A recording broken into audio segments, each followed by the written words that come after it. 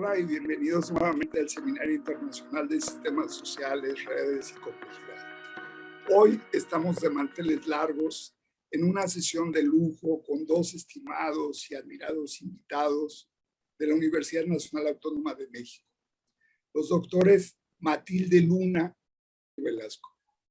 La doctora Matilde Luna es investigadora en el Instituto de Investigaciones Sociales de la UNAM y es miembro del Sistema Nacional de Investigadores. Obtuvo su doctorado en Ciencia Política y la licenciatura en Sociología en la misma universidad.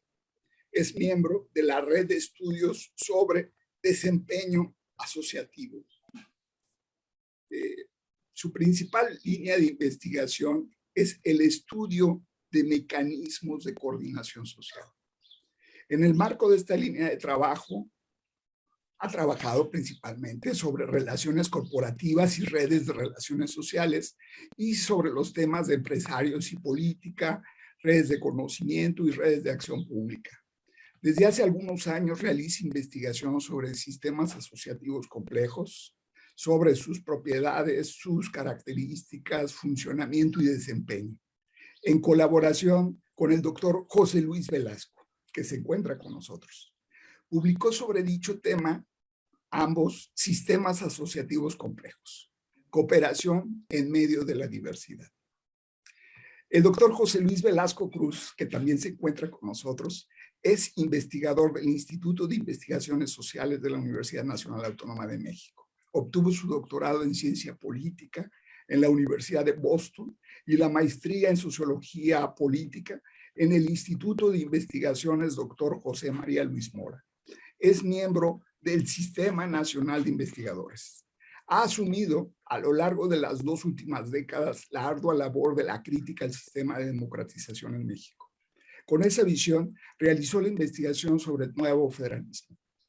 Participa consistentemente en el debate acerca de la transición democrática en México. Es incisivo en su insistencia respecto a las anomalías y en los impactos relacionados con la violencia que se encuentra detrás de las estructuras de sus prácticas autoritarias y de su dinámica asociativa. Con este mismo enfoque crítico, aborda temáticas relacionadas con la problemática del tráfico de drogas y de la extrema violencia en la cual se apoya. Desde inicios de la presente década ha mantenido de manera consistente otra importante línea de investigación sobre flujos y redes de conocimiento, de acción pública, de gobernanza y representación, incluyendo la vinculación de diferentes sectores y actores y el papel de los traductores en esto. Estamos bastante satisfechos de que haya accedido a nuestra invitación. La exposición que nos brindan Matilde y José Luis tiene como tema sistemas asociativos complejos, cooperación en medio de la diversidad. Esperamos que al final de su exposición tengamos preguntas, comentarios y por supuesto retroalimentación de parte de compañeros estudiantes, profesores, colegas e interesados en el seminario. Sin nada más que decir, le cedo la palabra a la doctora Matilde Luna y al doctor José Luis Velasco. Muchas gracias, Carlos. Pues agradecemos la invitación del profesor Carlos Sedano y la oportunidad de participar en este seminario sobre sistemas sociales, redes y complejidad. Realmente nos da mucho gusto estar aquí y nos sentimos muy honrados. Este seminario es un lugar muy estimulante. Nuestro propósito es presentar algunas ideas centrales sobre una propuesta conceptual y analítica para el estudio de los sistemas asociativos complejos. Esta propuesta busca establecer un diálogo con diversas teorías en el campo de la sociología política, como serían el institucionalismo, la teoría de sistemas, la teoría de redes, la sociología relacional, y se basa en una variedad de estudios de caso. La propuesta fue publicada en un... Ay, perdón, es que quería pasar. fue publicada en un libro, este libro que se ve ahora en la pantalla. Y con este tema de sistemas asociativos complejos, la cooperación en la diversidad. Y es un libro que se encuentra en acceso abierto en el repositorio institucional del Instituto de Investigaciones Sociales de la UNAM. Bueno, en la exposición nos referiremos primero al esquema general de la propuesta y algunas ideas que la sustentan.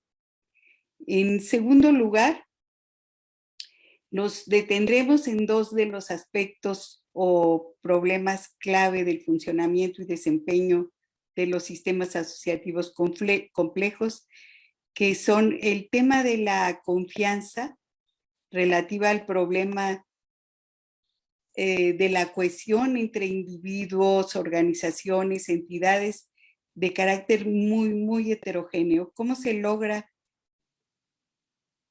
O sea, es uno de los ingredientes, un ingrediente central para lograr cohesión entre una diversidad de actores. Ese es uno de los temas que abordaremos y otro será el de la toma de decisiones en relativo a la construcción de acuerdos entre actores muy diversos. Allí en este punto de la toma de decisiones discutiremos un poco este problema de los mecanismos de decisión. Tratamos estos dos problemas un poco para ilustrar cómo estamos pensando esta propuesta de análisis y dejamos en suspenso algunos otros temas. En tercer lugar,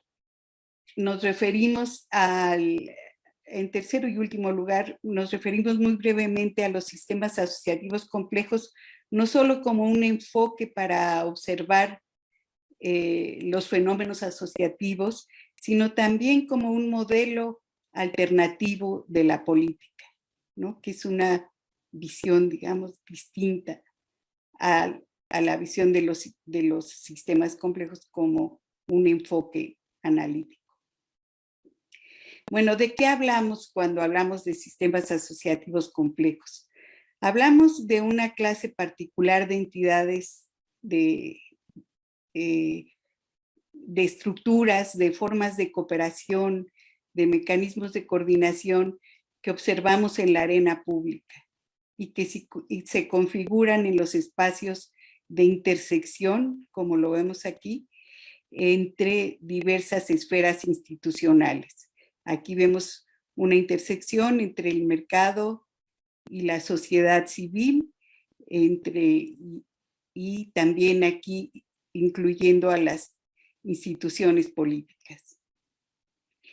Es un espacio transfronterizo, ¿no? Eso es lo que caracteriza a estos sistemas asociativos complejos que se colocan en esos espacios de intersección de diferentes esferas institucionales, entidades relativamente autónomas. Un caso, por ejemplo, es el de, bueno, aquí quisiera señalar o llamar la atención sobre la presencia de los académicos dentro de este campo, digamos, de la sociedad, de los académicos y los expertos.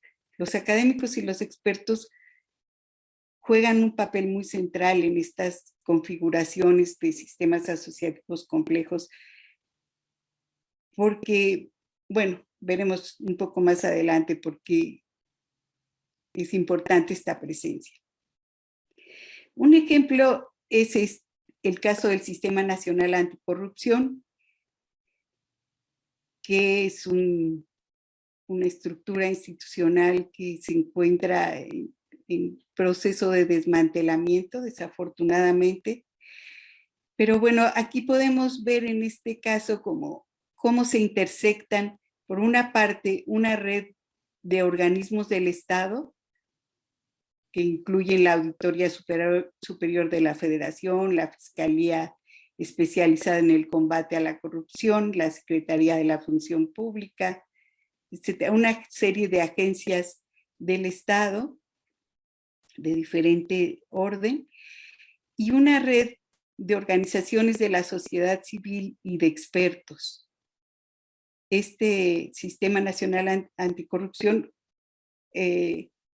incluía estas dos esferas de la sociedad. Entre las instituciones académicas que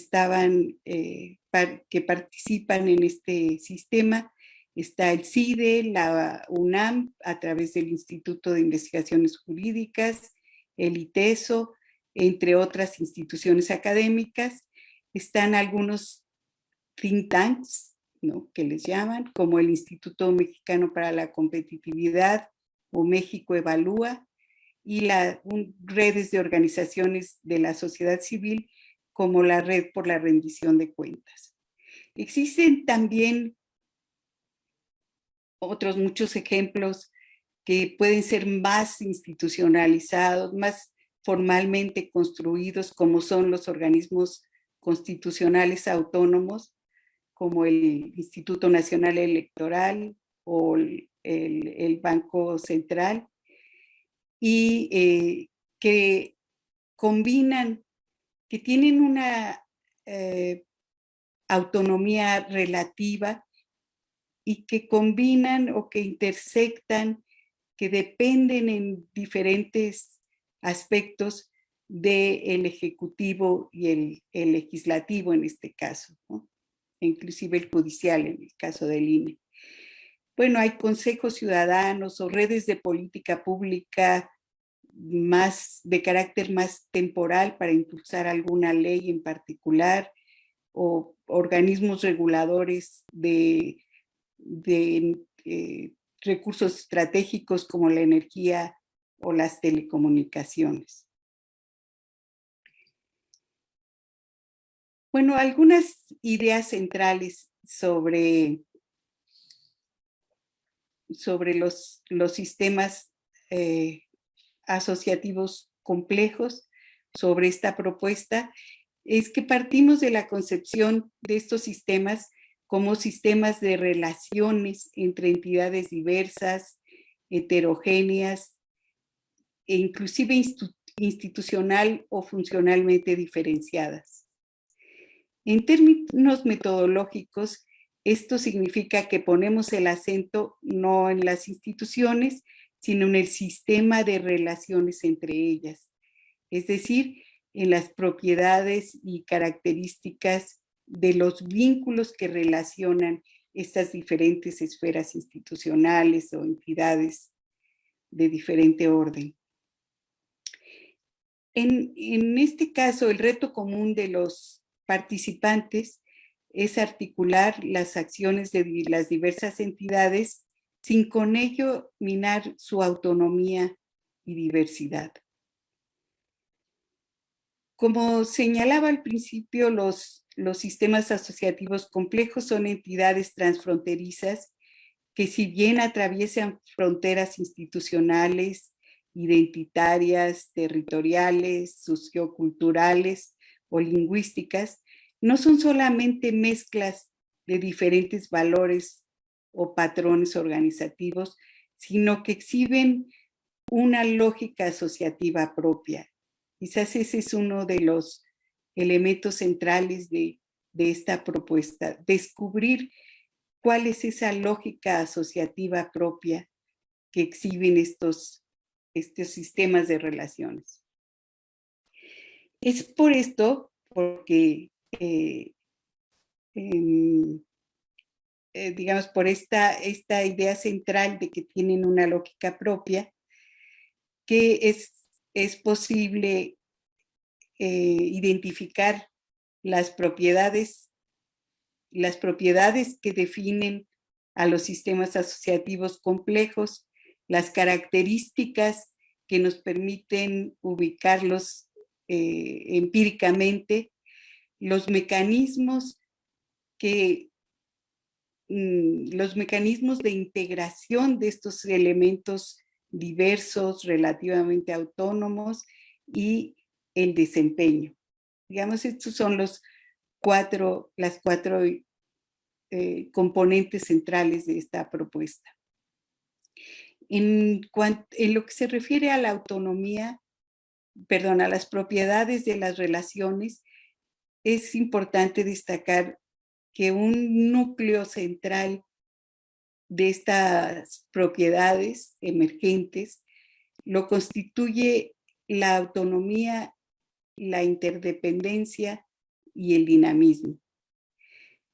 Me voy a referir un poco más adelante a estas propiedades. En cuanto a sus características, digamos que son características que en general presentan, no estrictamente hablando cada una de ellas, pero me gustaría subrayar dos características: la heterogeneidad, sobre la que ya mencioné, entre los elementos que componen los sistemas complejos, son en general,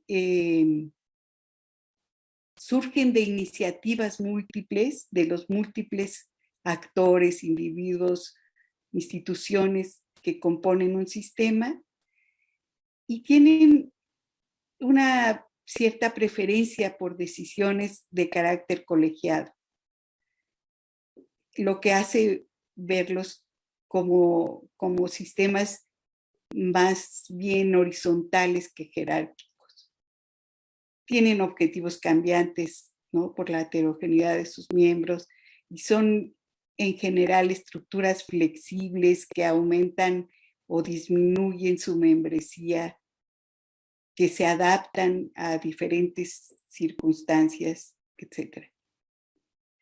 Pero sí subrayaría o dejaría ahí acentuado el tema de la heterogeneidad de estos componentes de los sistemas complejos y el tema de la decisionalidad colegiada, que es un tema que tocará más adelante José Luis.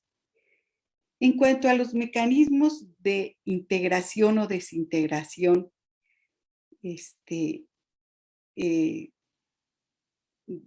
hay dos campos, digamos, de mecanismos, unos que tienen que ver con la dimensión social de los sistemas asociativos y otros con la dimensión política. Dentro de la dimensión social está el problema de la cohesión, ¿no? ¿Cómo se logra esa cohesión entre actores heterogéneos? Y como señalaba, un elemento central es la confianza, una confianza muy peculiar que se construye en estos sistemas y a la que me referiré un poco más adelante. La comunicación es otro elemento de la dimensión social, que tiene que ver con la intermediación tiene que ver con los sistemas asociativos como estructuras de comunicación y de traducción, de intermediación entre actores que son relativamente autónomos y que tienen, por lo tanto, lenguajes distintos, ¿no? Códigos de comunicación diferentes.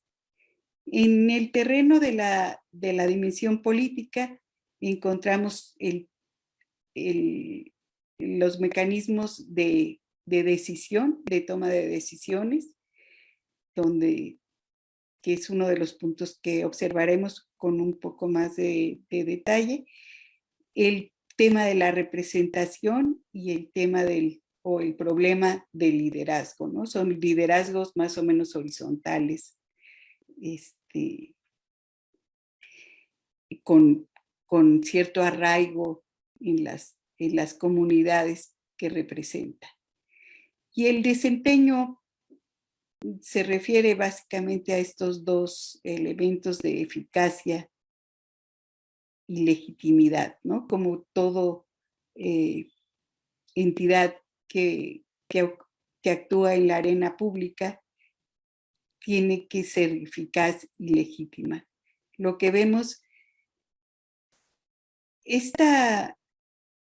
que esta tensión que vamos a ver ahorita en el terreno de las propiedades de estos sistemas, que es entre la autonomía y la interdependencia. Es una tensión que se repite en varios ámbitos de las características, particularmente de los mecanismos. Se replica esta tensión en el terreno de los mecanismos de integración o desintegración, haciendo ahí una tensión o una articulación dependiendo de si se tensa o se complementa esta relación entre autonomía e interdependencia. Y se replica, como decía, en el terreno del desempeño, por ejemplo, entre la eficacia y la legitimidad, ¿no? Muchas veces se busca la eficacia y se afecta la legitimidad, o viceversa, ¿no?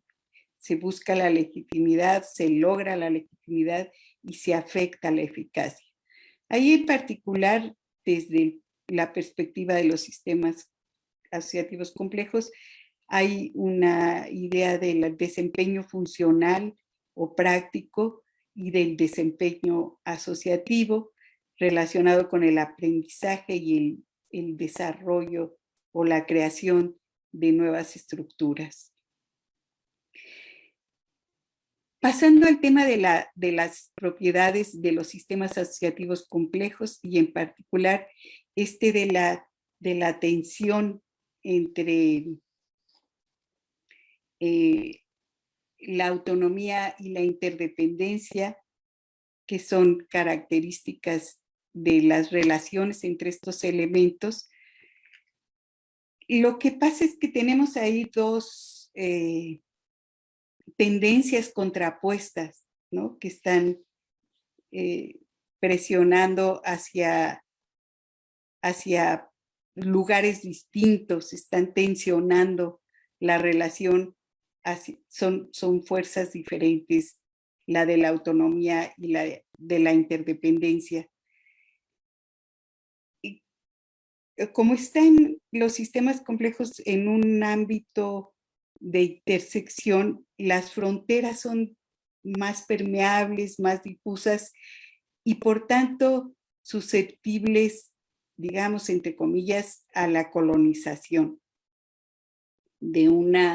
a impulsos de colonización de alguna entidad sobre otras, ¿no?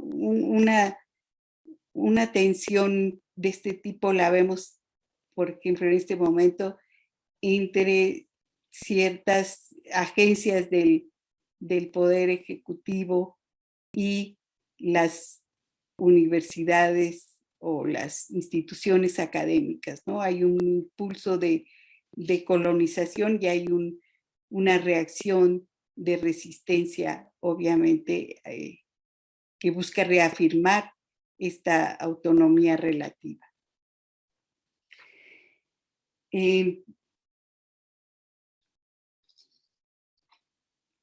Bueno, como decía, la autonomía y la interdependencia son dos fuerzas básicas que a la vez que unifican, amenazan con desmembrar a los sistemas asociativos. Estos sistemas no pueden sacrificar ninguna de ellas sin perder su diversidad y sus riquezas características. Bueno, de esta tensión básica entre la autonomía y la interdependencia y de la tensión entre la estabilización y el dinamismo, se derivan muchas otras tensiones y dilemas que se replican en la dimensión social y política de los sistemas, así como en los criterios para evaluar su desempeño. De manera ilustrativa, como señalaba, nos detendremos en los problemas de cohesión y en la capacidad de estos sistemas para establecer la capacidad de sus componentes, de sus organizaciones, de sus grupos, para establecer acuerdos. No sé si José Luis quiere hacer alguna intervención más en torno a esta cuestión general de la propuesta. No, muchas gracias, Mati. Yo creo que nos seguimos. Y Perfecto. después intervenimos, sí. Ok. Bueno, sobre la confianza, aunque por definición estos sistemas asociativos buscan un objetivo común, es un hecho que en mayor o menor medida los participantes presentan niveles significativos de heterogeneidad y por tanto dificultades para comunicarse entre sí, cohesionarse y coordinar sus acciones y establecer acuerdos. Es innegable que la confianza personal es un vínculo social básico de cualquier experiencia asociativa y en contraparte la desconfianza puede ser uno de los mayores factores de la disolución o del impedimento de la formación de lazos asociativos.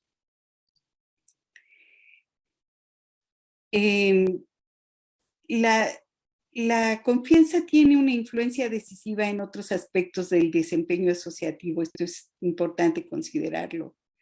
En la comunicación, es la base de la comunicación, de la formación de la autoridad, en tanto que no hay necesariamente una ley que obligue, sino es en el campo de del asociacionismo voluntario, la confianza juega un papel central en el terreno de la representación en cuanto a la capacidad de consensar acuerdos o el intercambio de recursos y en la preservación misma de los compromisos.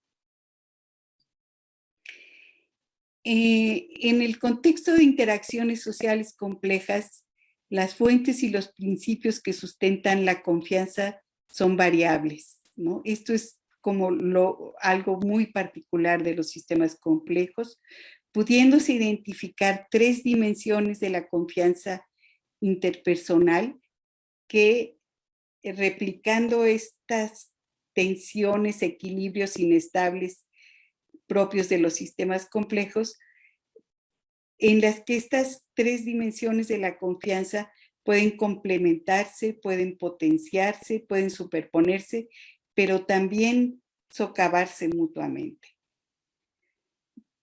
Bueno, estas, en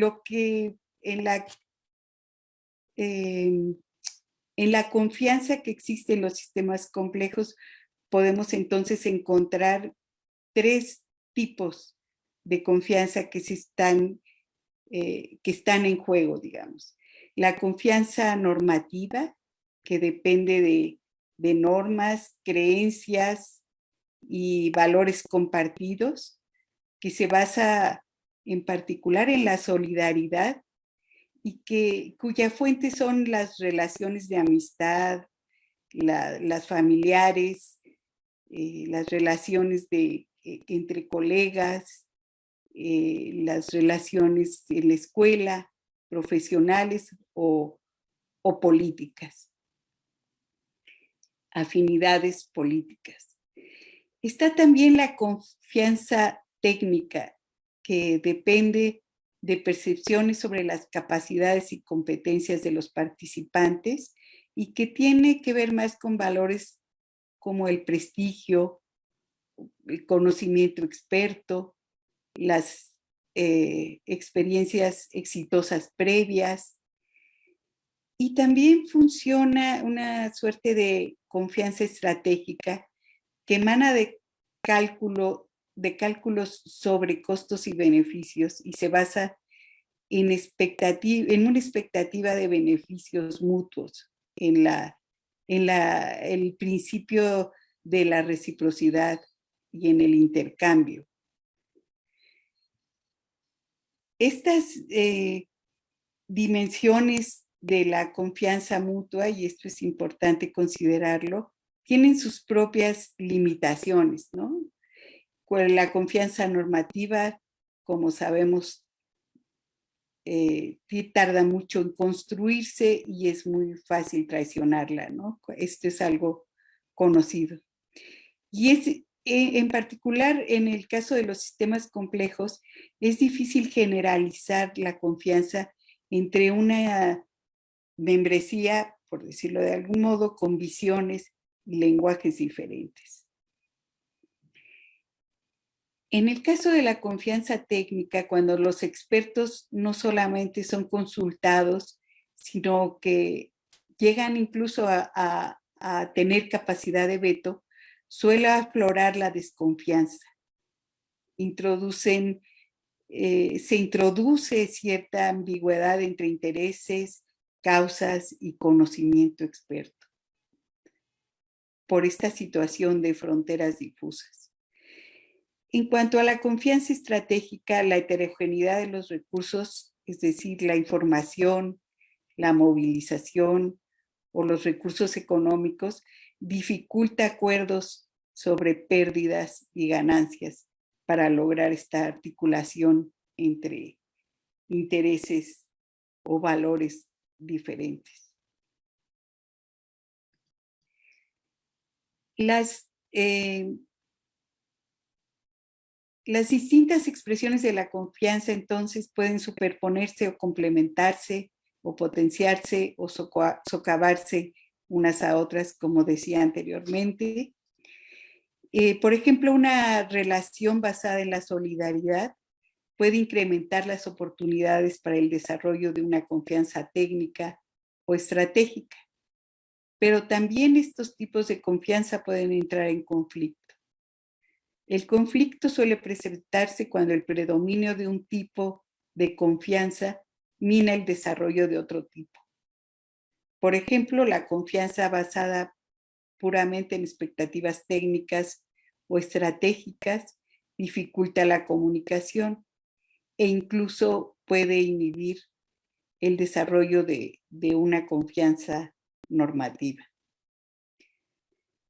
Bueno, aquí dejaría bien lo que yo quería exponerles y les paso la palabra a José Luis, que nos hablará de los mecanismos de decisión y de la tendencia de los SACs, de los sistemas asociativos complejos, como un modelo alternativo de hacer política.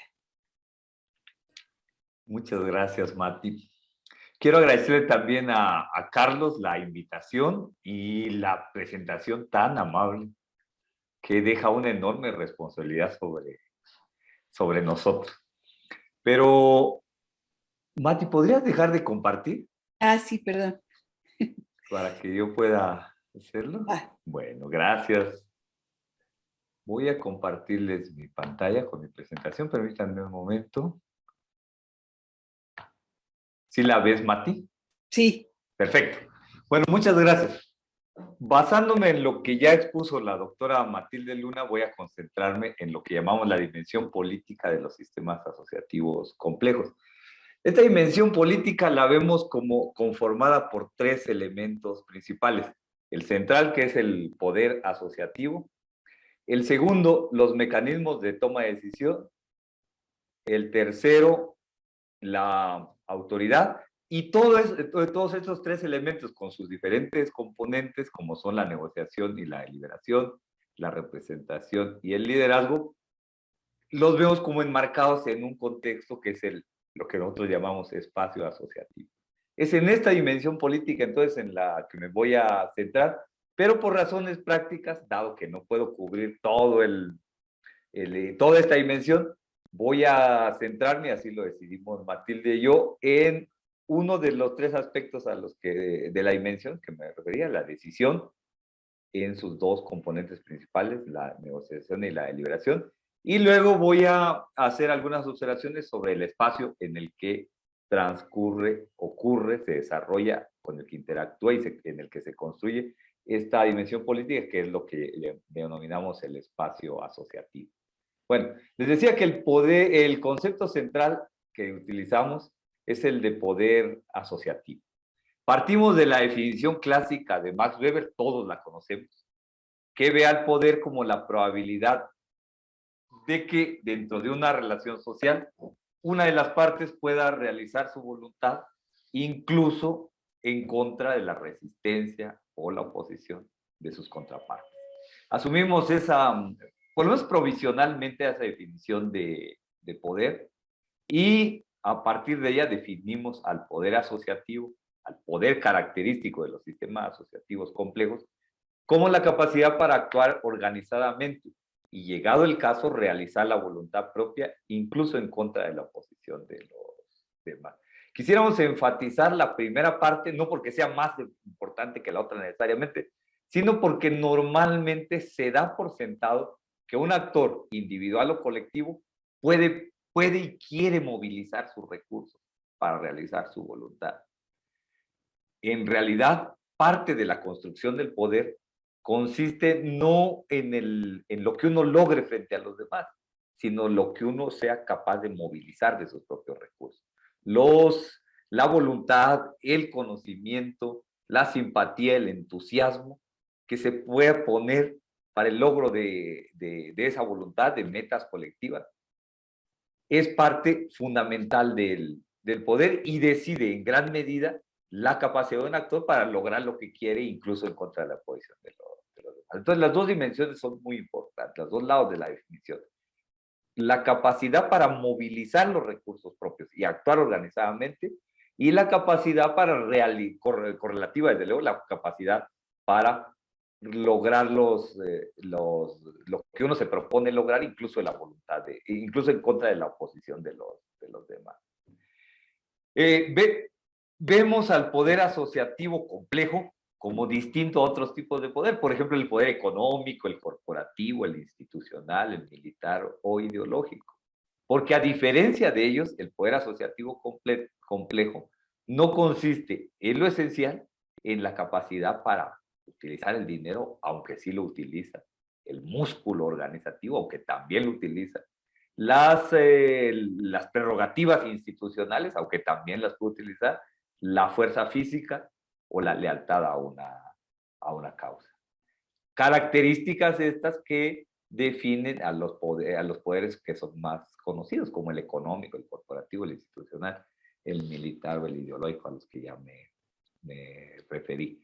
Esta capacidad de los sistemas asociativos complejos, este poder de los sistemas asociativos complejos, se caracteriza más bien, se puede definir más bien como una capacidad para autoinvitarse a las decisiones públicas, para presentarse como participantes legítimos en las discusiones públicas, es decir, para crear conocimiento tácito, conocimiento codificado, que es insumo para las decisiones públicas, base para tomar buenas decisiones públicas, como capacidad para establecer relaciones y contactos entre diferentes actores nacionales, internacionales, públicos, privados, económicos, políticos, etcétera, etcétera.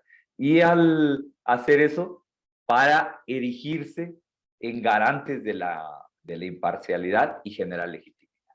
La idea es, cuando los sistemas asociativos que movilizan, como ya explicó Matilde, a actores con intereses tan diversos para resolver problemas públicos considerados importantes.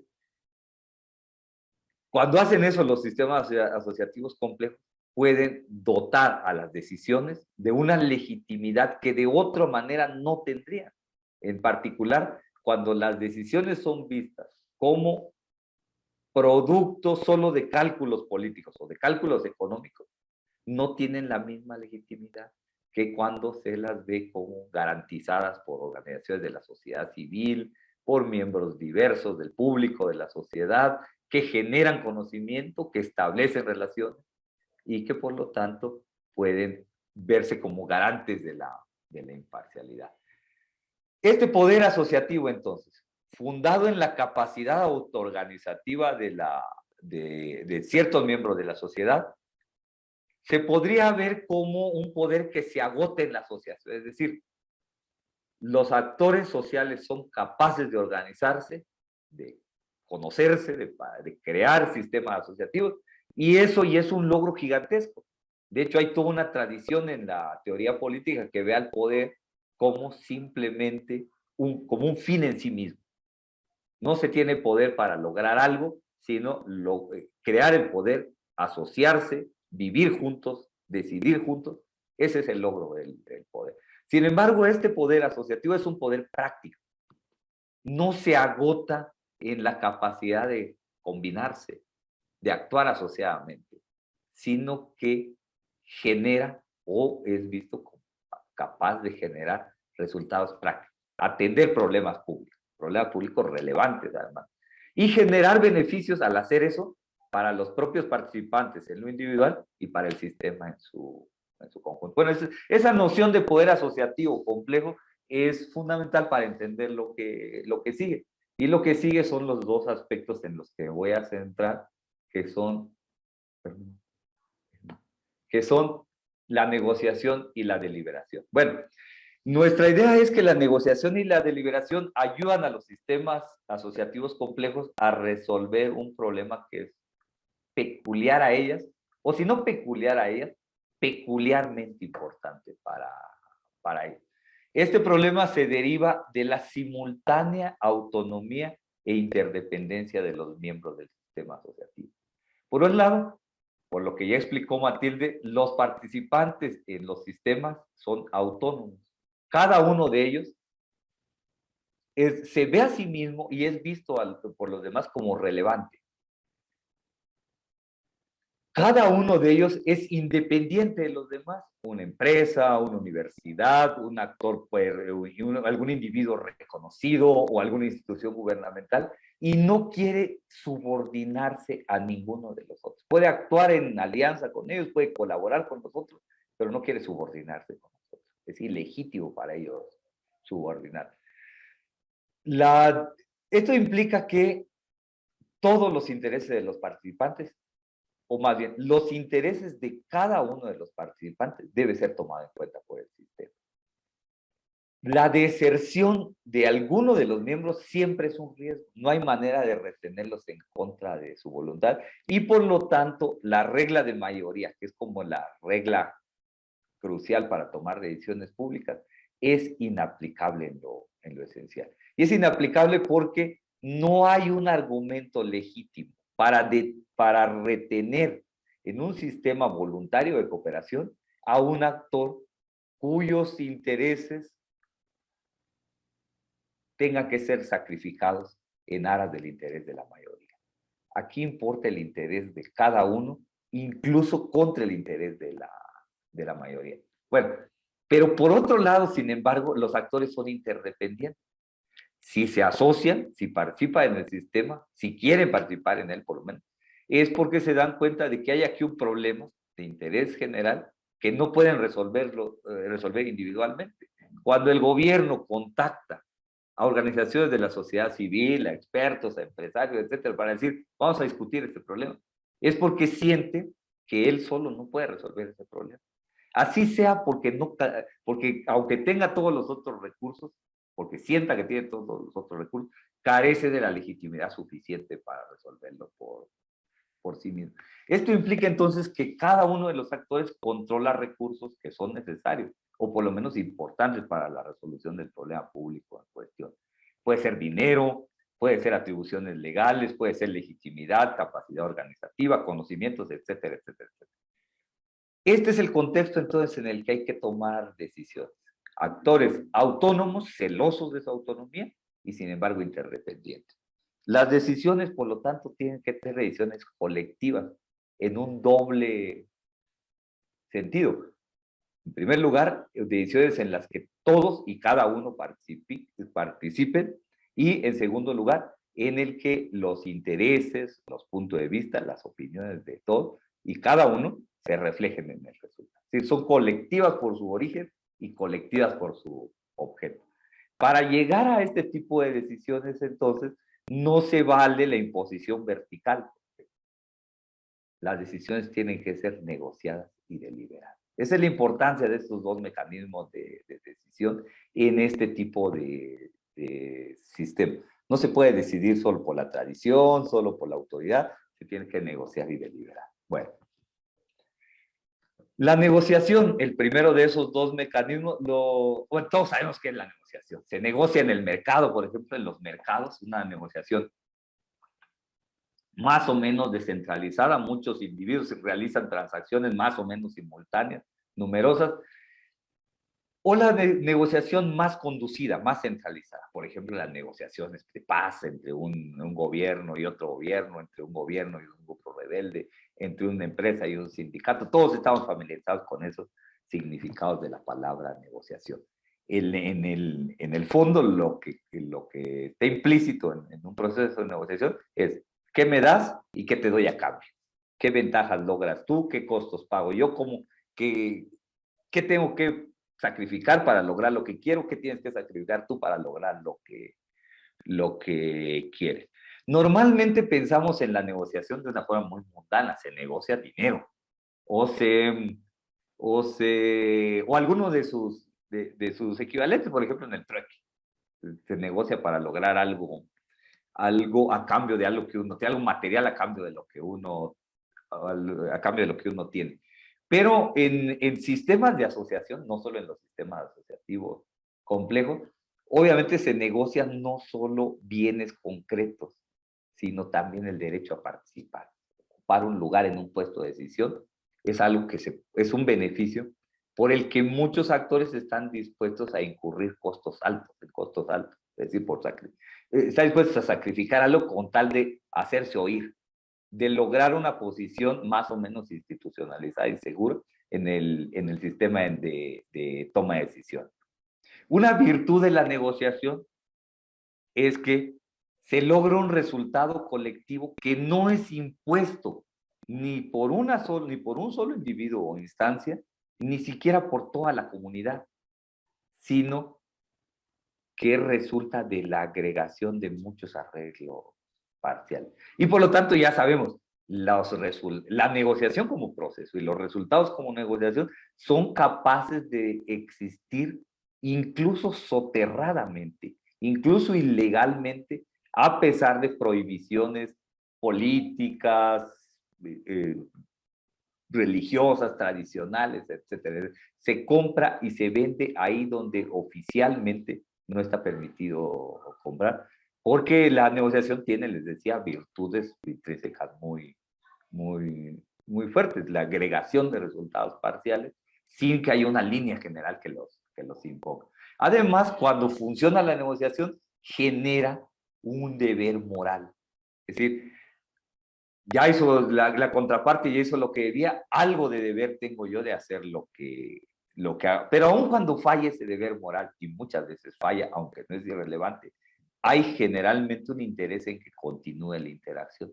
Si ahora hago trampa, me van a conocer como un tramposo, mi reputación como parte en una negociación, en una transacción, se va a ver afectada y por lo tanto me conviene mantener mi reputación porque me interesa que continúe la interacción.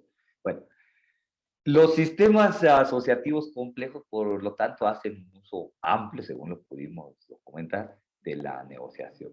Y han creado instancias parcial o casi totalmente dedicadas a la negociación. Las asambleas en diferentes niveles, por ejemplo, lugares donde se negocia. Los comités, los diferentes comités de estudio, de elaboración de proyectos, etcétera, también son sitios donde se negocia. Más o menos formalmente, más o menos informalmente, también se erigen árbitros y guardianes, personas cuya reputación es tal que sirven como referencia para vigilar que las partes cumplan los acuerdos y para presionar a las partes a que cumplan los acuerdos. Hay en los sistemas asociativos complejos amplia evidencia del uso de la negociación y no solo un uso informal, sino incluso institucionalizado en cierta medida. Y sin embargo, la negociación, según se puede observar también en los propios sistemas asociativos complejos, tiene deficiencias importantes. Uno, hay un déficit de cumplimiento, o por lo menos una expectativa de un cumplimiento, podríamos decir, subóptimo. ¿Cómo garantizo que los demás van a cumplir con su parte y por lo tanto yo debo cumplir con la mía?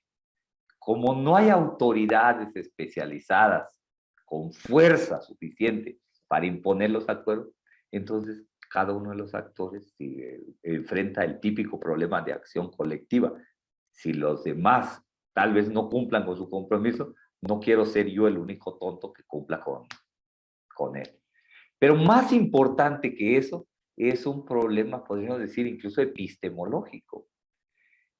Es característico, como ya lo explicó también Matilde, de los sistemas asociativos complejos que se reúnen, se construyen para manejar, enfrentar problemas públicos que no están bien definidos por las leyes, por la tradición, por la ciencia, por las normas en general, por la religión, etcétera, etcétera.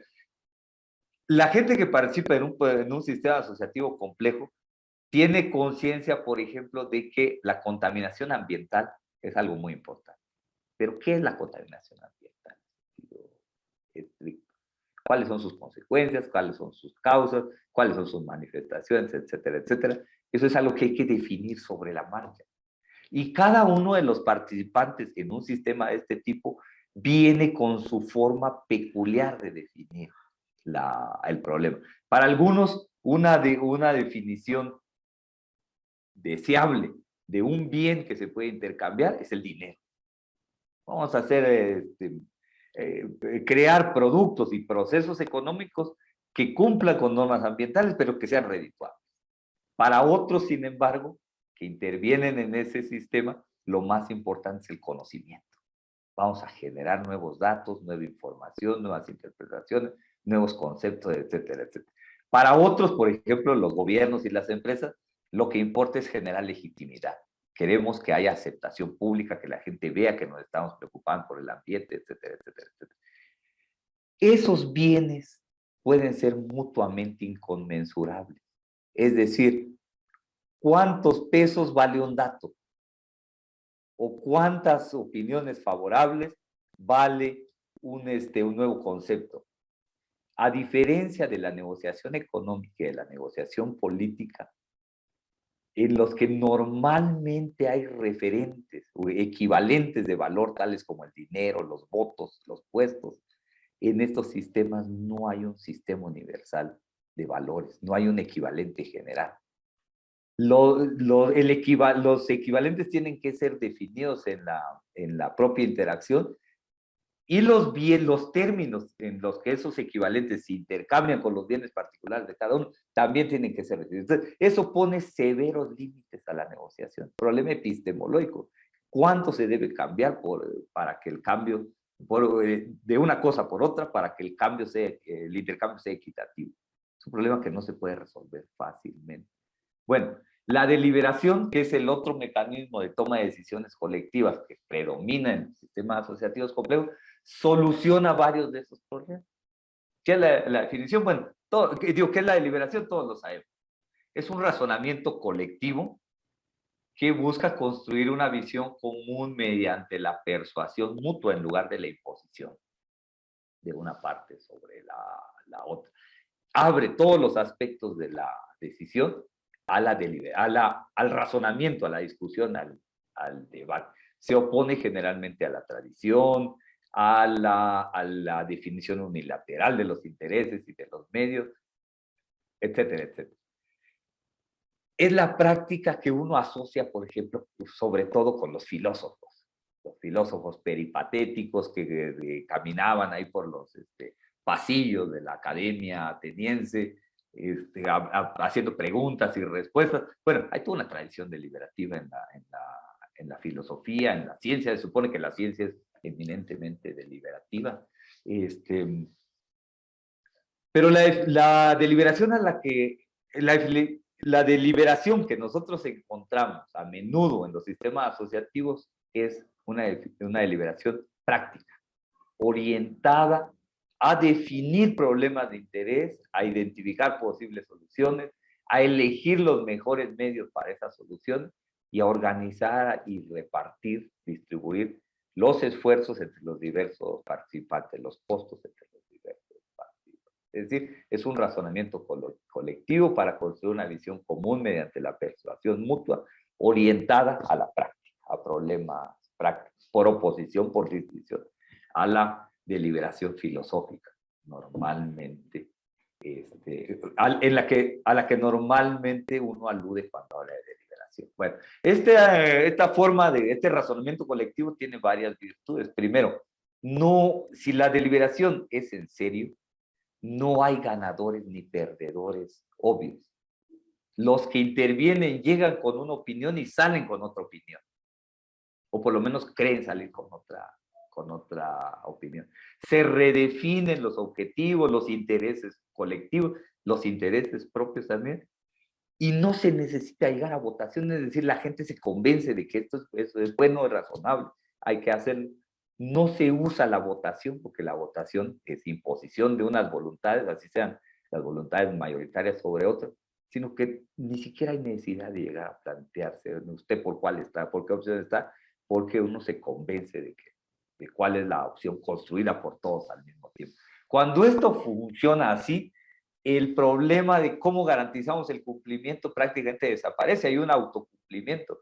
Me siento obligado porque participé en el proceso, porque es el resultado, la conclusión de ese proceso es mía. Estoy convencido de que eso es lo mejor, lo justo, lo adecuado, etcétera, etcétera.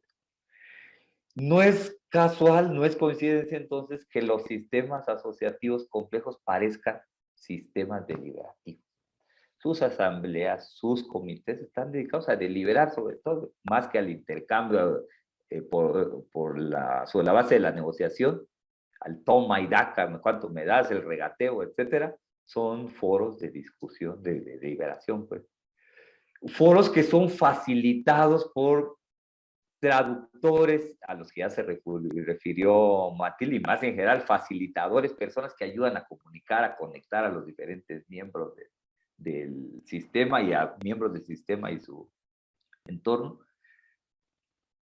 Y por debajo de esa parte, de ese universo más institucionalizado, en el que hay asambleas, comités y facilitadores más o menos reconocidos, hay una práctica obsesiva, un conjunto numeroso, casi infinito, podríamos decir, de interacciones informales en los que la gente habla, está deliberando, construyendo de esa manera la definición de los problemas y la búsqueda de soluciones, las soluciones posibles ahí. Bueno, pero aunque es abundantísima la deliberación en los sistemas asociativos complejos y los participantes la valoran muy positivamente, ellos mismos están conscientes de los riesgos que la deliberación implica.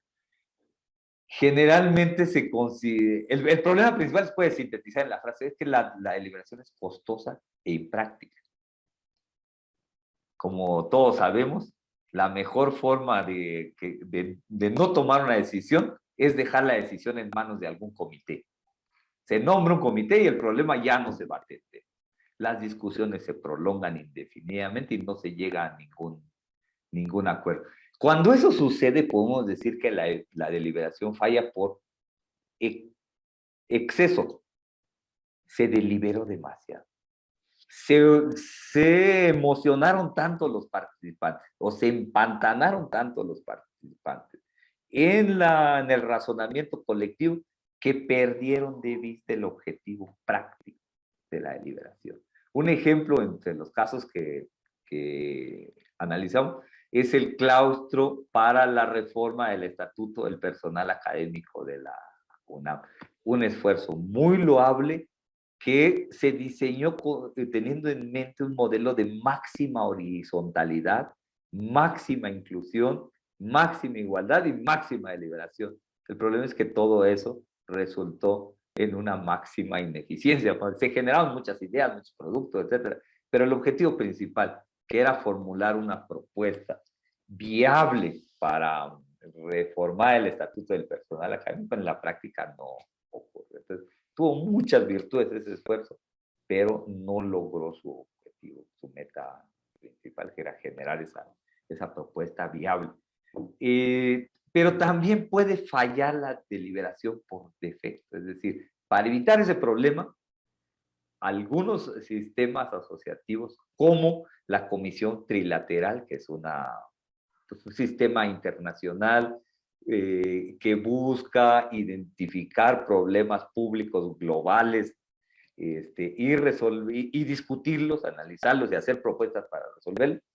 Algunos sistemas como esos se presentan públicamente como deliberativos, se autolegitiman presentándose como deliberativos, pero en realidad son bastante selectivos, no solo en su membresía, sino en el abordaje de los temas y en los procedimientos para abordar esos temas de interés.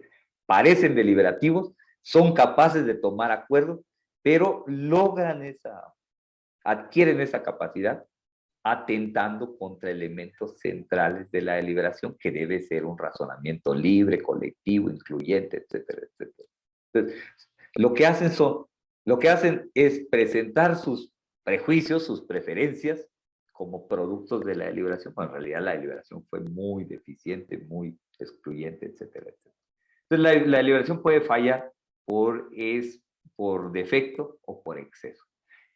Puesto el asunto en su contexto más amplio, podemos ver que tanto la negociación como la deliberación, por lo tanto, son importantes para los sistemas asociativos complejos. Es más, son indispensables para producir decisiones legítimas que sean congruentes con la autonomía de los participantes. Y sin embargo,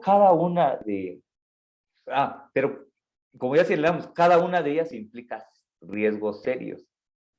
Que la negociación obstruya la construcción de un interés genuinamente colectivo, por ejemplo, o que la deliberación obstaculice la toma de decisiones o simplemente encubra bajo el manto legitimador de la deliberación las decisiones parciales o unilaterales de algunos miembros. Excederse del lado de la negociación o del lado de la deliberación puede ser igualmente desastroso para los sistemas asociativos complejos. El ideal por lo que ellos parecen esforzarse es por lograr un equilibrio entre ambas formas de toma de decisión, entre la eficacia de la negociación y la inclusividad de la deliberación. Y la tensión entre esos dos polos es uno de los componentes de estos sistemas asociativos complejos que, como ya Matilde señaló, están atravesados por muchas tensiones que no solo amenazan con romperlos, sino que además, en un sentido más fundamental, los constituyen, los hacen ser lo que son. Bueno, paso ahora al otro tema que prometí, que es el del espacio asociativo. La intención es ver aquí los retos y oportunidades que está enfrentando este modelo de acción pública en el contexto público actual. Bueno,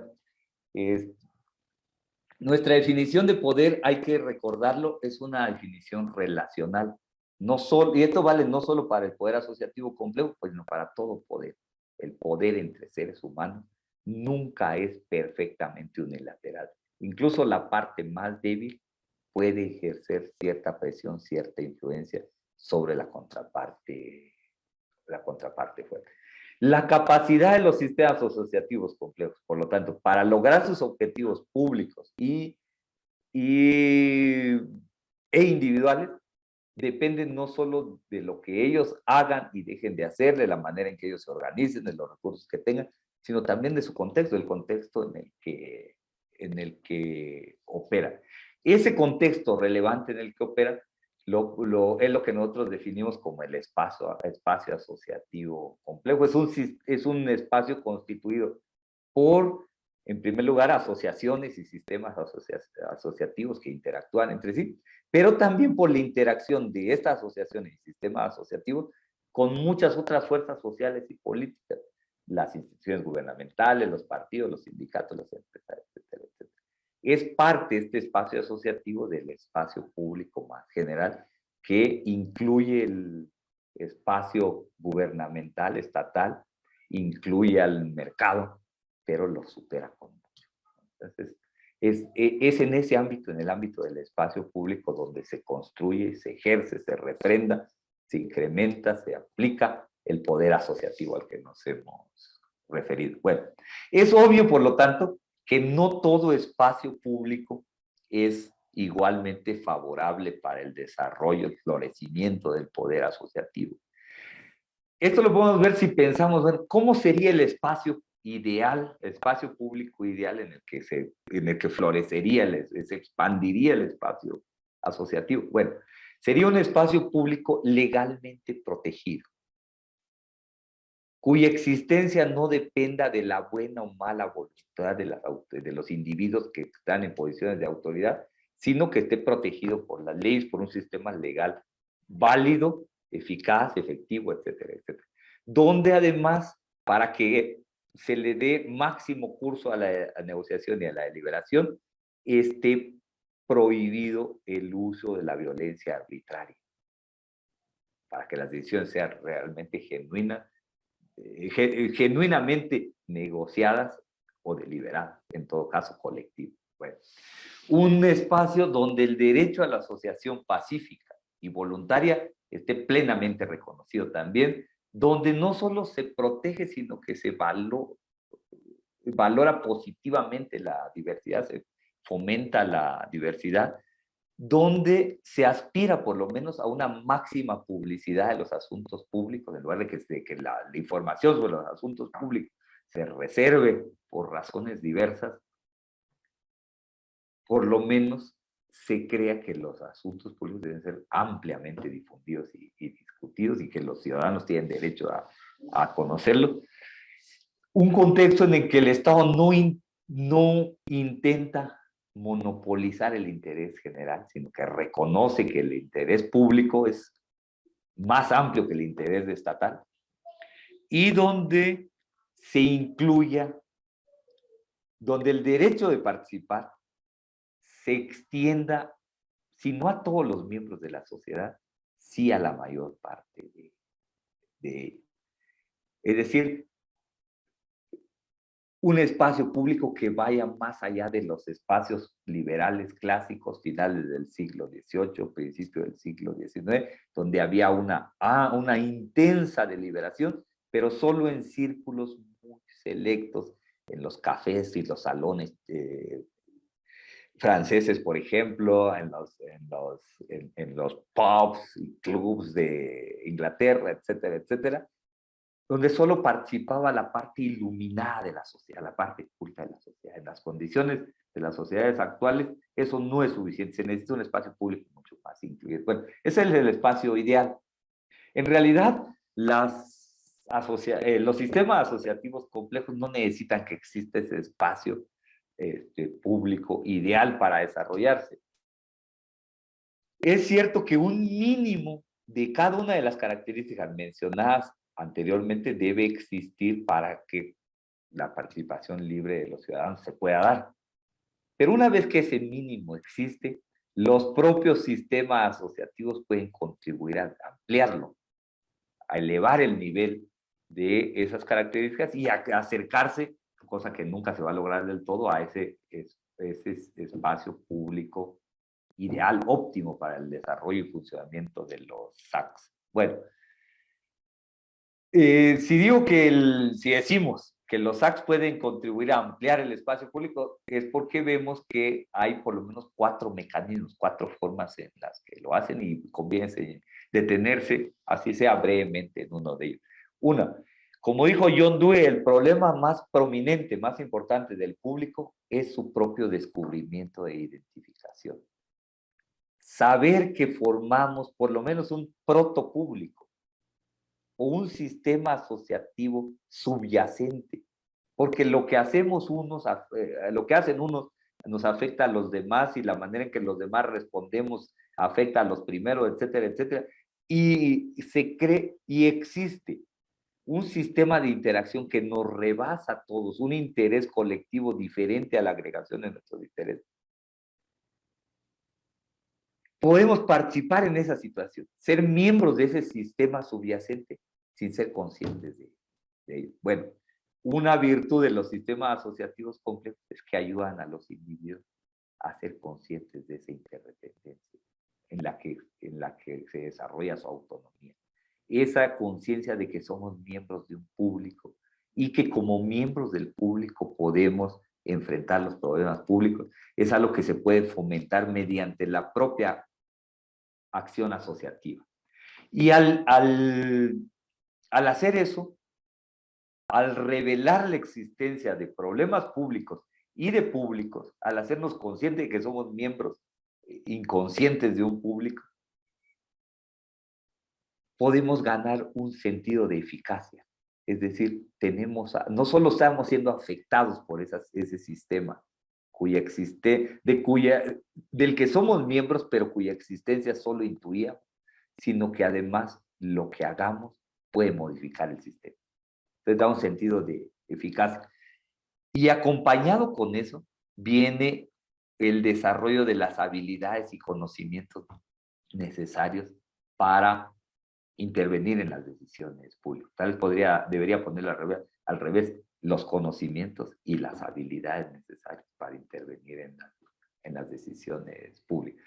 Y al hacerse todo esto, se reduce el desequilibrio de poder entre los ciudadanos comunes y las grandes organizaciones impersonales, como las burocracias gubernamentales o las grandes corporaciones y empresas económicas. Pero hay que insistir en un punto. Aunque una vez que existe cierto mínimo que permite la participación pública, los sistemas asociativos pueden contribuir a ampliar esas características, mejorar esas características. Y por sí mismos no pueden crear ese mínimo ni asegurar su persistencia. Todo en última instancia depende, o gran parte en última instancia depende del contexto más amplio, de qué pasa con el espacio público general. Y puesto así el asunto, somos conscientes de que todos los casos que estudiamos, todos los procesos que estudiamos, vienen de lo que podríamos llamar la época dorada de los sistemas asociativos complejos, que ocurrió más o menos en el cambio del siglo. Las últimas 2 décadas del siglo XX, la primera década del siglo XXI, para hablar en términos generales. Fue una época dorada que se dio gracias a un clima favorable, caracterizado por fenómenos muy generales, muy conocidos de todos nosotros, tales como el fin de la Guerra Fría, la amenaza de la destrucción violenta del mundo, parecía, si no desaparecer, por lo menos retirarse un poco.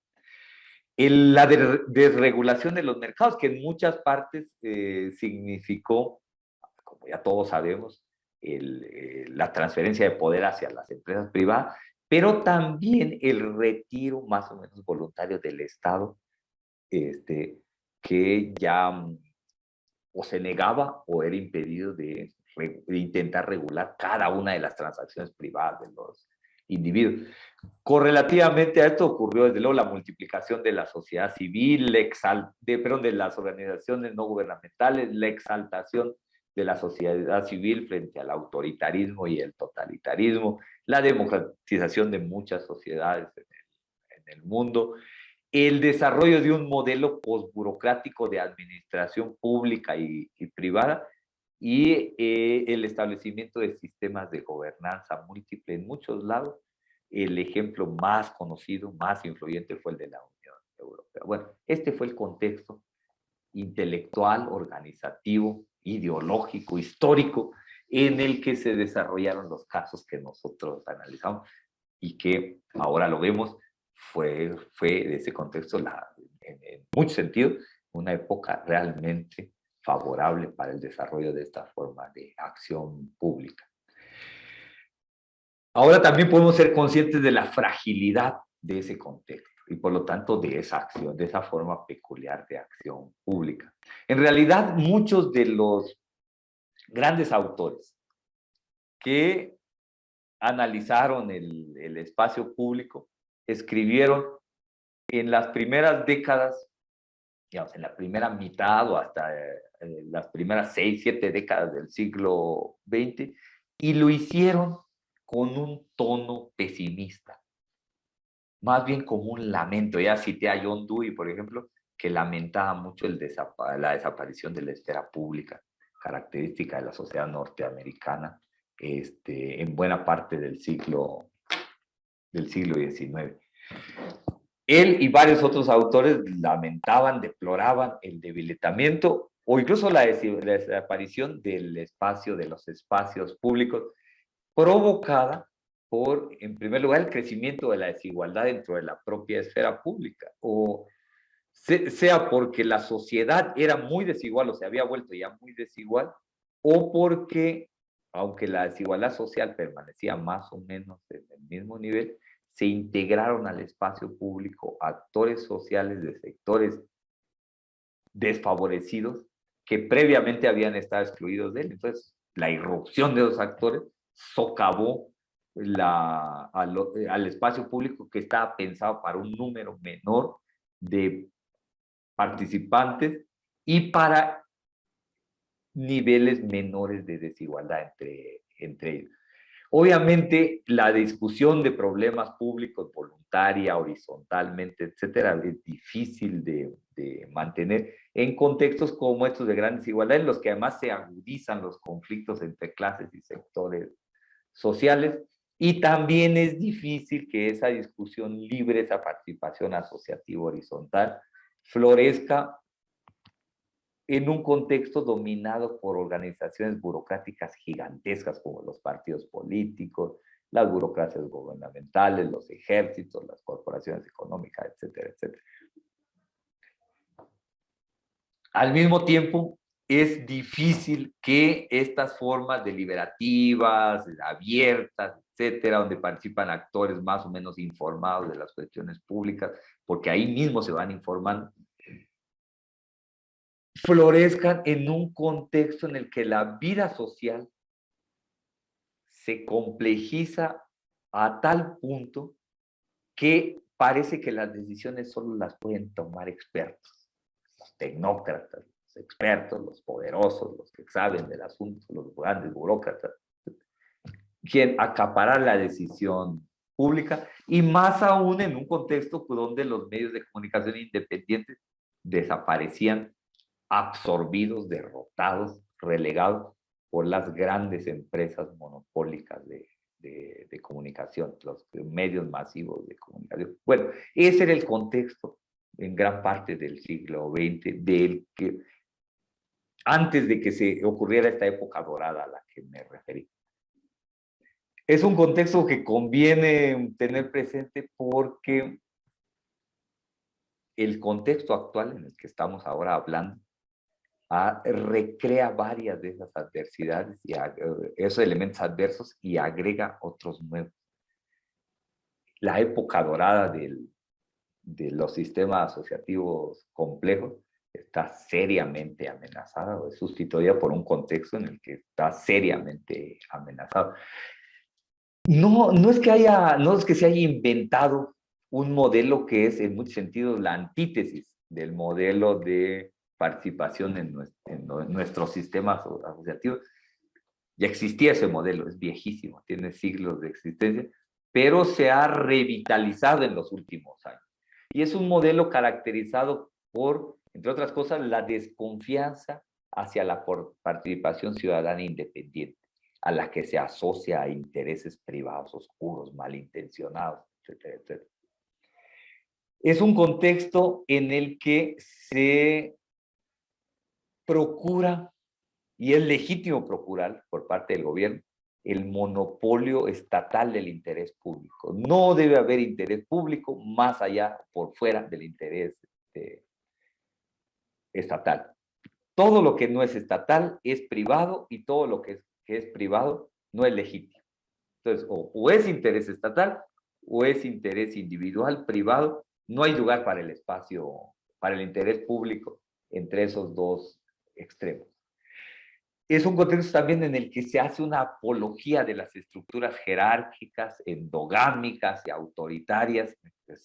Aquí se monopoliza la decisión y una vez que se toma la decisión se impone. Es un contexto además en el que se exalta, por lo tanto, el poder burocrático y el poder militar. La verticalidad de la burocracia y la verticalidad todavía más extrema de las Fuerzas Armadas, de los ejércitos modernos, o del ideal de las Fuerzas Armadas, de los ejércitos modernos, porque la práctica no siempre coincide, se ve así como el máximo bien, la máxima forma de tomar decisiones públicas. Se desprecian los derechos humanos, los derechos civiles, las garantías individuales, etcétera, como tantos otros obstáculos. Se ve, a los que se ve como tantos otros obstáculos a la toma de decisiones públicas. Se cuestiona el conocimiento científico, el papel de los expertos, etcétera, porque se desconfía de los expertos y se antepone el interés estatal. Entonces, si la ciencia no está de acuerdo con lo que dice el Estado, pues pobre de la ciencia. El estatismo vertical y el chauvinismo entonces son las consignas del momento. Obviamente tenemos el inalienable derecho de quejarnos de ese contexto, de lamentar ese contexto que es duro, que nos tocó vivir, etcétera, etcétera. Lo cual a veces nos lleva a olvidar que todo momento histórico es difícil. Pero más allá de quejarnos, de ejercer nuestro legítimo derecho a quejarnos, tenemos también la obligación como académicos de explicar y todavía más que eso, comprender ese contexto. Tomando estos términos en el sentido clásico weberiano, explicar es buscar las causas, comprender es entender las motivaciones, los significados que comparten quienes promueven ese contexto, quienes están detrás del surgimiento de ese contexto. En cierta manera, como decía Weber, tratar de, para comprender a César, tratarnos de ponernos en el lugar de César, ¿no? Por muy criticable, por muy abominable que ese César nos parezca. Bueno, si hacemos eso, no nos va a costar descubrir que hay más que detrás del surgimiento, del fortalecimiento de ese contexto antitético al modelo de decisiones públicas que analizamos Matilde y yo, no hay solo líderes perversos, hay muchísimos líderes perversos, todos tenemos nuestros villanos favoritos, pero hay algo mucho más profundo que la oportunidad que esos líderes perversos han explotado. Genuinas insatisfacciones públicas, una desconfianza justificada del público hacia las decisiones tomadas por las élites que encubren con supuestos argumentos técnicos sus intereses particulares, la corrupción que envuelve, que pervierte a muchas decisiones aparentemente solo orientadas por la ciencia, por la ley, por el interés público, etcétera, etcétera. La persistente desigualdad, el temor, el odio que esa desigualdad genera, etcétera, etcétera. Son todos elementos que sin duda intervinieron en la creación y finalmente en la irrupción de ese modelo político en muchos sentidos opuesto al de los sistemas asociativos complejos. Pero bueno, aunque hay que tener en cuenta todo eso, también hay que tratar de visualizar los riesgos que este contexto tiene para los sistemas asociativos complejos. Bueno, solo voy a mencionar 3 o 4 de ellos. Primero, puede incentivar y ha estado incentivando a las asociaciones y a los sistemas asociativos a lo que podríamos llamar la irrelevancia adaptativa, es decir, autolimitarse, autocensurarse para evitar tener que enfrentar los riesgos que el contexto crea. Al hacer esto, el resultado obvio podría ser que los sistemas asociativos complejos se conviertan en islas de civilidad, de participación informada, de deliberación, etcétera, etcétera, en enormes océanos de apatía e impotencia. Esto implicaría, desde luego, un mayor elitismo. Participan en esos sistemas solo quienes se pueden dar el lujo de participar, quienes tienen el dinero, la información, las ganas, el conocimiento para participar en ellos, en detrimento de muchos otros sectores sociales que podrían y deberían participar. Además, este contexto agudiza las tensiones peculiares de los sistemas asociativos complejos. Por ejemplo, la tensión entre, por un lado, la eficacia y la eficiencia, la necesidad de tomar decisiones y tomarlas pronto y bien, y por otro lado, la deliberación y la horizontalidad. Por ejemplo, para que sus discusiones internas sean más manejables y por tanto más eficientes, los sistemas pueden sentirse tentados y parecen, hay evidencia de eso, de que se sienten tentados a evitar la emergencia de cuestiones polarizantes restringiendo el ingreso de personas de algunos extremos de la jerarquía social. Entonces el resultado es eso que ya les decía, islas de civilidad en un océano de apatía, impotencia o conflicto civil. Hacer eso, por lo tanto, puede conducir a tomar decisiones que parecen muy nobles y adecuadas, pero que en realidad son imposibles de llevar a la práctica, precisamente porque no tienen el respaldo de interesados cruciales. Entonces, es como, aquí están los pececitos muy refinados, muy educados, nadando en un pequeño estanque y afuera están los tiburones, terribles. Entonces se pega como algo chistoso, algo curioso, pero esencialmente irrelevante para la toma de las grandes decisiones públicas que tienen que ser tomadas y que parece que solo se pueden tomar mediante la fuerza, mediante la imposición y la violencia. No podemos ser ingenuos, debemos reconocer que, como dijo Hegel, desgraciadamente, el búho de Minerva, es decir, la sabiduría, el conocimiento, solo levanta el vuelo al oscurecer, es decir, ya cuando el día cuando el proceso ya se realizó, cuando el día ya terminó, es el momento en que podemos ser conscientes de podemos entender, estudiar, conocer ese proceso. El conocimiento llega, pero llega demasiado tarde. Eso podría conducirnos a una conclusión pesimista. Bueno, hay que estudiar los sistemas asociativos complejos porque tuvieron su época dorada, pero ya son un asunto histórico. Y el pasado, ese ya se acabó. Y sin embargo, le podemos dar vuelta a la metáfora de Hegel.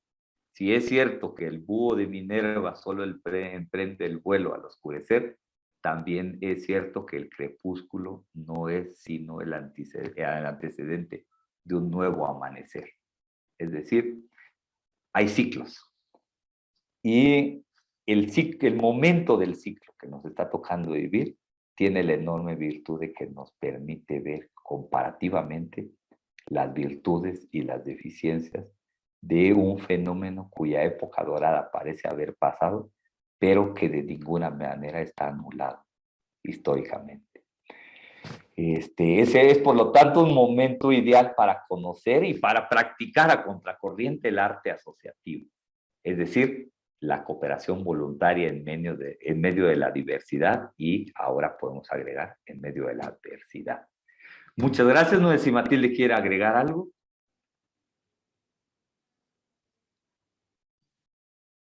Ay, perdón, no, nada. ¿Nada? Perfecto. Gracias, Carlos. Gracias, Carlos. Ha sido un placer escucharlos. Esperamos sus comentarios o preguntas después de la brillante exposición de los estimados doctores Matilde Luna y el doctor José Luis Velasco con el tema Sistemas Asociativos Complejos, Cooperación en la Diversidad. Realmente impresionante su exposición. Gracias, Carlos.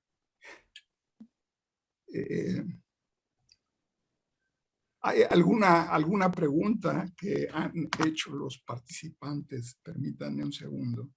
Sí. Y déjenme decirles también que como nunca, me parece que los sistemas adaptativos complejos están presentes.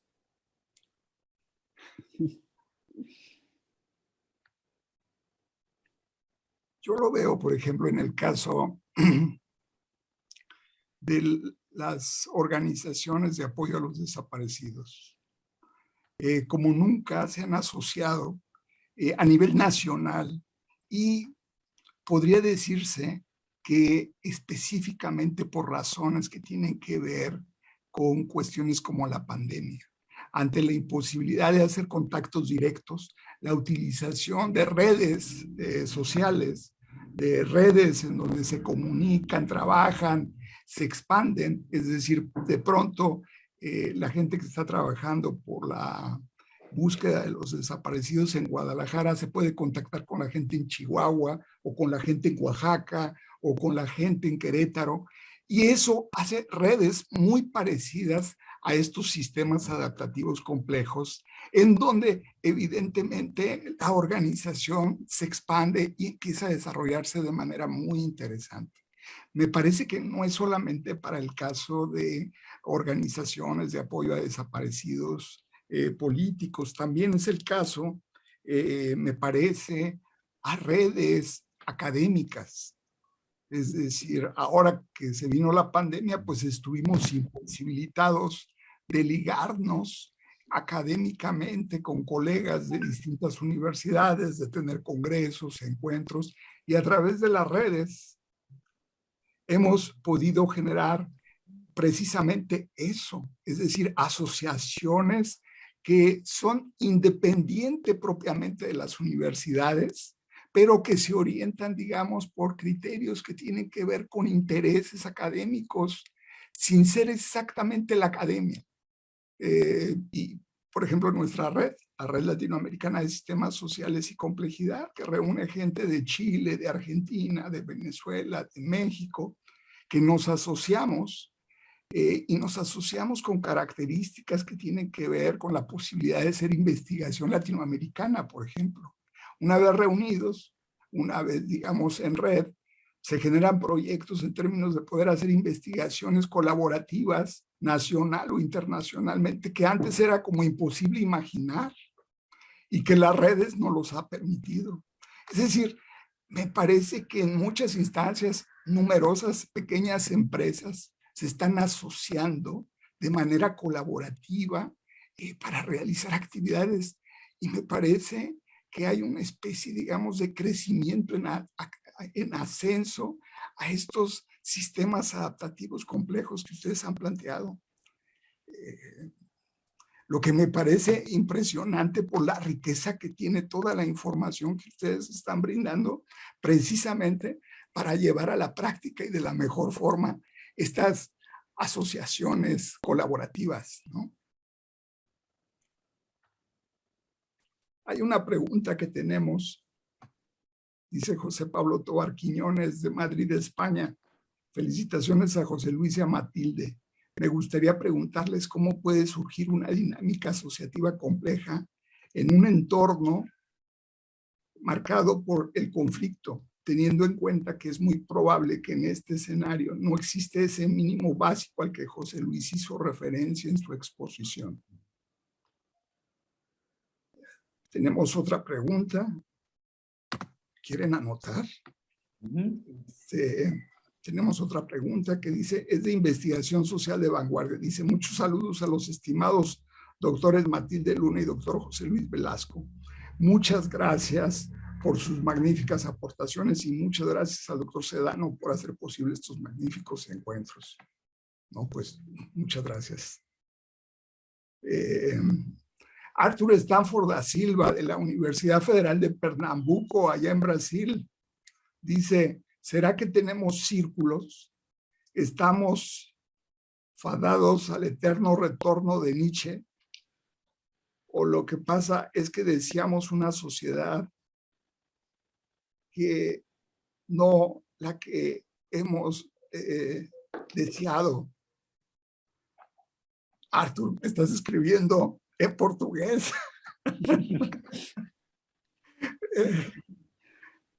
Bueno, también hay una pregunta relacionada a que si el texto se va a publicar pronto en español, ¿no? Bueno, dejamos hasta ahí. ¿Quieres empezar, Mati? No, empieza tú. ¿Empiezo yo? Bueno, gracias por sus intervenciones, gracias por los comentarios de Carlos. Y con respecto a lo que pregunta José Pablo Tomás Quiñones, si capté bien el nombre, ¿qué pasa si no hay un mínimo de civilidad o de publicidad? Se puede crear ahí un sistema asociativo complejo o varios sistemas asociativos complejos. Yo creo que lo que dijo Carlos es muy oportuno. Y es especialmente oportuno porque yo terminé con una nota así como de pesimismo. o de un optimismo que es, como dicen, pesimismo informado, pero más pesimista que informado. Lo cierto es que si bien el modelo de acción y de asociación propio de los sistemas asociativos complejos está siendo seriamente cuestionado por poderes públicos y privados muy fuertes, que están que establecen la agenda de las decisiones públicas, tampoco pueden ser abolidos. Es decir, la gente no puede desaprender lo que ya aprendí, lo que ya se ha aprendido, ¿no? Los ejemplos que puso Carlos, las asociaciones de víctimas, de buscadores, de apoyo a los migrantes, etcétera, son ejemplos exitosos de asociación libre, voluntaria, etcétera, etcétera, aunque no necesariamente exitosos en el logro de sus objetivos últimos, que son la disminución de la violencia, la protección a los migrantes, etcétera, etcétera, pero muy exitosos en cuanto a su capacidad para desarrollarse y para lograr cambios que si bien pueden no alterar todo el equilibrio en el espacio público, sí producen beneficios para actores importantes, para víctimas, ¿no? Encuentran las tumbas, protegen a los migrantes. Nada de eso uno menospreciarlo, es importantísimo. Y entonces eso responde a la pregunta. Sí es posible, incluso en contextos muy adversos, el surgimiento, el desarrollo de sistemas asociativos complejos que paradójicamente se fortalecen gracias a la adversidad. Es decir, las personas que participan en los ejemplos que puso Carlos no lo harían si vieran que el mundo va sobre ruedas. Si lo hacen, si incurren los riesgos y pagan los costos que hay que incurrir y pagar, es porque ven que su intervención es especialmente urgente, especialmente importante. Entonces, la propia adversidad se vuelve una motivación para la acción. No quita eso que el contexto sea adverso, es muy adverso, pero esa adversidad estimula la participación. Desde luego es fácil imaginar un contexto en el que ni siquiera esa participación sea posible.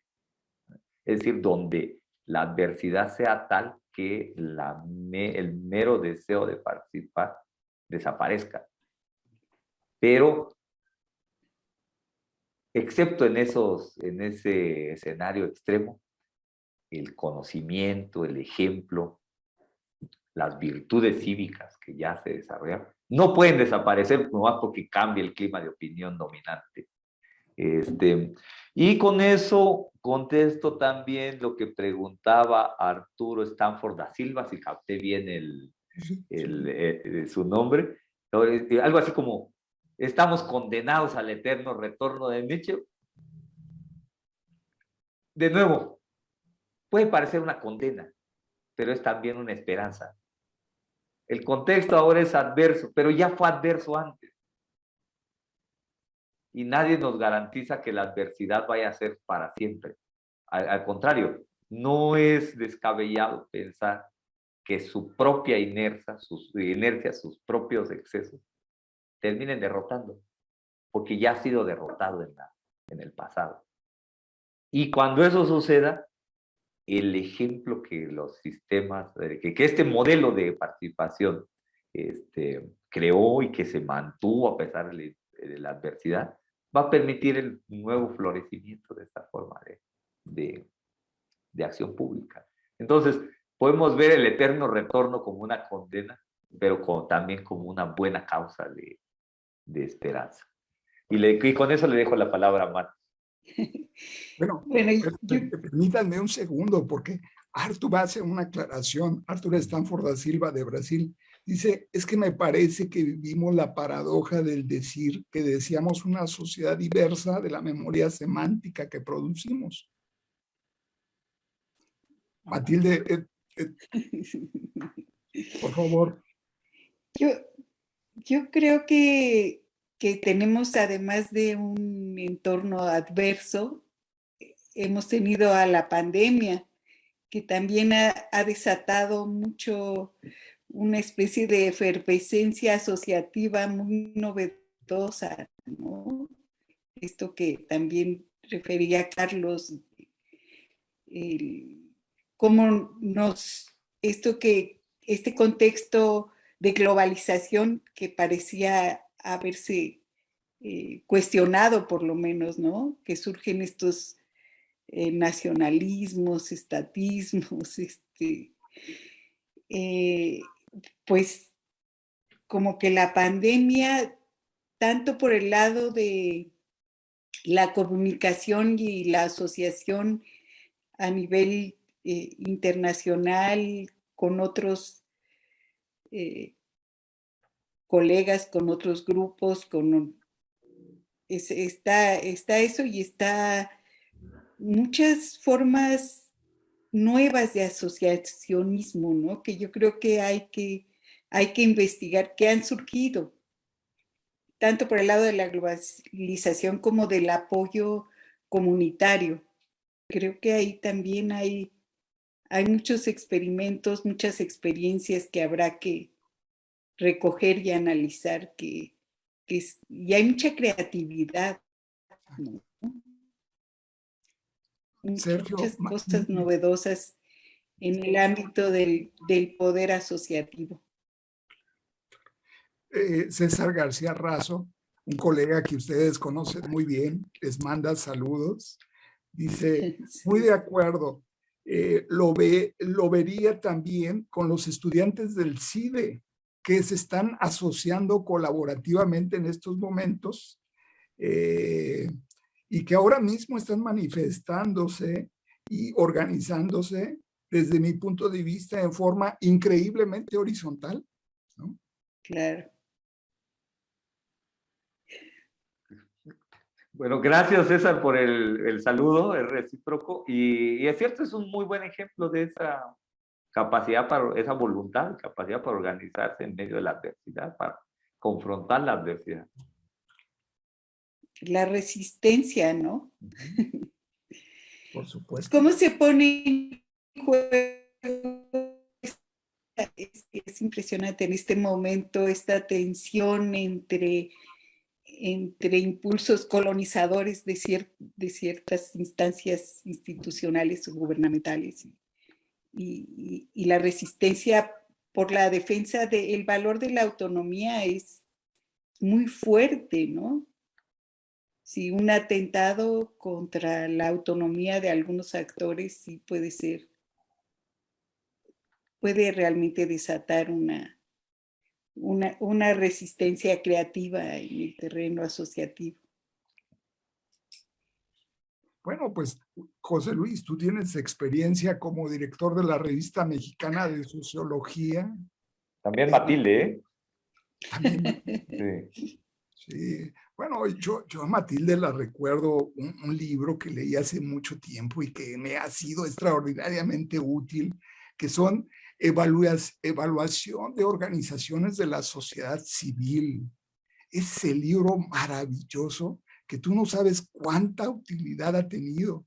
Bueno, sí lo debes de saber, claro, pero que nos ha sido, vamos, un criterio que nos facilita entender, comprender, apoyar, incluso llegar a ayudar a organizaciones de la sociedad civil, ¿no? Ese maravilloso texto. ¿Lo escribiste tú, Matilde, sola o no recuerdo si con José Luis? Yo creo que, no sé si del que hablas es el protocolo para la evaluación de las asociaciones. Sí, es un libro colectivo que escribimos entre 9 entusiastas estudiosos de la sociedad civil. También participó José Luis y otros colegas de varios lugares. Y es que de pronto cuando analizas cuestiones de organizaciones, redes, sistemas, te enfrentas a pocos textos concretos, específicos, formas de trabajo directo, ¿no? Sí. Que te den luz sobre cómo hacerlo. Es decir, hay muchos textos realmente muy teóricos y muy generales y pocos aplicados como ese que recuerdo con muchísimo gusto. Sí, sí, es un texto útil, muy deliberado. Tal vez excesivamente. Excesivamente deliberado. Pues nos están diciendo Luis Roberto Schneri Menge, que agradece su exposición. Incluso dice, pues podemos trabajar juntos con el tema de redes y asociaciones colaborativas. Muy bien. Por supuesto. Estaría excelente. ¿Alguna cuestión adicional que les gustaría comentar? Por cierto, ¿cuándo lo van a traducir el texto? Lo que pasa es que este texto recoge, pero bueno, sí, yo creo que sí deberíamos pensar en traducirlo. Pero un poco la idea de escribirlo en inglés fue porque las ideas centrales ya habían sido publicadas en diferentes textos, estudios de casos sobre todo. Entonces hay un texto sobre la confianza, otro texto sobre la representación, que están en español. En Antropos, ¿verdad? En Antropos publicamos, sí, varios temas ahí. Está casi muy poco localizable. Una Accesible. Una vez lo vi, pero carísimo, estaba creo Sí, que en 3,000 o 4,000 pesos, que es lo que a veces hace Amazon cuando un texto qué locura. Es oferta-demanda, y entonces pues como debe de ser muy demandado porque hay pocos, les pone un precio terrible porque no lo reeditan. Sí, yo creo que deberíamos pensar ahora que ya hay la posibilidad del acceso abierto, ¿no? Porque ¿qué caso tiene que los textos se queden ahí sin distribución, ¿no? Sin posibilidad de acceder a ellos? Pero bueno, ya en las universidades se está adoptando afortunadamente el acceso abierto, entonces creo que sí vale la pena recuperar todo, porque además está como disperso, ¿no? El contenido de este libro que está en inglés. Porque la idea era que tuviéramos mayor diálogo con otras personas, por eso decidimos publicarlo en inglés, pero sí deberíamos pensar, José Luis. Sí, yo creo que sí lo vamos a ver y espero que pronto. Traducir, porque sí están los materiales, pero están muy dispersos, como dice Mati, entonces sí conviene presentarlos juntos. Y por lo tanto también, porque nuestra idea es que no sea solo una traducción, sino una nueva versión en español. Estamos abiertísimos a sus comentarios, sugerencias. Lo que ustedes nos digan nos sirve mucho para una eventual, espero que ya no tan eventual versión en español, corregida y aumentada. Yo francamente les diría que el texto a partir de después del COVID y las nuevas formas de asociación que se han generado es de mucha actualidad, es de muchísima actualidad. Y además, pues, por supuesto, te permite ver horizontes a largo plazo, ¿no? Entonces, pues, sería extraordinario que por favor lo reediten y lo actualicen. Ya sería extraordinario. Muy bien. Muchas gracias, Carlos. Muy bien. Muy bien. Hay saludos desde Chile, de la doctora Pamela Catalán Barker. Rosario Robert Salazar está contactada, que por cierto, ahorita que acabas de decir, ya ves que ella es el especialista en Open Data, ¿no? Información abierta. Sí, ahí también ha habido unas buenas asociaciones entre las instituciones contra los grandes depredadores, como les llaman, ¿no? Que no no Ahí está. dejan circular el acceso abierto. Pero Tiene creo que en razón. América Latina en general hay una buena disposición y instrumentación del acceso abierto. Ojalá y así sigamos. Ojalá. Bueno, con las muy estimulantes y brillantes observaciones que han expuesto a partir de sus investigaciones, estas que queremos que se reediten, el Seminario Internacional de Sistemas Sociales, Redes y Complejidad, el Departamento de Sociología y la Universidad de Guadalajara, que ahorita estamos con la FIL, todos ocupados, todos trabajando, todos haciendo mil cosas, agradecen a nuestros muy admirados doctores Matilde Luna y José Luis Velasco este horizonte más amplio de la complejidad que nos han compartido. Realmente, muchas gracias. No, muchísimas gracias, Carlos, por la invitación. Gracias a ti, Carlos, y gracias al público. Sí, muchísimas. Es salud. toda una oportunidad, un privilegio. Gracias.